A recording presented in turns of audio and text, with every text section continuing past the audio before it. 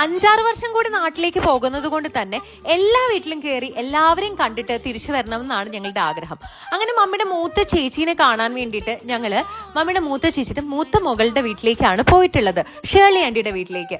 ഷേർലി ആന്റിയുടെ വീട്ടിൽ നിന്ന് പോയിട്ട് തിരിച്ചു വരുന്ന വഴിക്ക് ഞങ്ങൾക്ക് വീട്ടിലേക്ക് കൊണ്ടുവരാനുള്ള കുറച്ച് കറിവേപ്പിലയും തേങ്ങയും ഒക്കെ എടുത്തുകൊണ്ടിരിക്കുന്ന കാഴ്ചയാണ് നിങ്ങളെ പുറകിൽ കാണുന്നത്.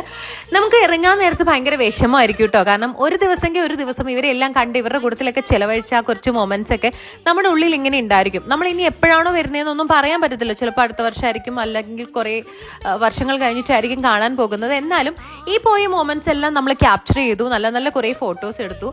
മമ്മിയുടെ ചേച്ചിയുടെ മോനും ഭാര്യയും വന്നിട്ടുണ്ടായിരുന്നു. അതുപോലെ തന്നെ മമ്മിയുടെ ചേച്ചിയുടെ മൂത്ത മോളുടെ ഷേർലി ആന്റിയുടെ മോളുടെ കുട്ടികളും അവിടെ ഉണ്ടായിരുന്നു. 2 പിള്ളേര്. ഇവളുമാരെയൊക്കെ എനിക്ക് ഒരുപാട് മിസ് ചെയ്യുന്നുണ്ട് കേട്ടോ. കാരണം ഭയങ്കര സ്നേഹമായിരുന്നു. അവരുടെ മുഖം ഇത്ര വാടിയിരിക്കുന്നത് ഞങ്ങൾ പോകാൻ ഇറങ്ങിയത് കൊണ്ട് മാത്രമാണ്. ഇതാണ് മമ്മിയുടെ മൂത്ത ചേച്ചി. അമ്മേനെയും കുറേ കാലം കൂടിയിട്ടാണ് ഞാൻ കാണുന്നത്.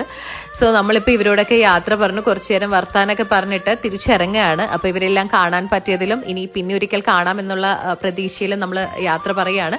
ഈ സ്ഥലമൊക്കെ നിങ്ങൾ നോക്കിക്കുക, എന്ത് ഭംഗിയാലേ കാണാൻ വേണ്ടിയിട്ട്, എന്തൊരു ഗ്രാമീണ ഭംഗിയാണ്.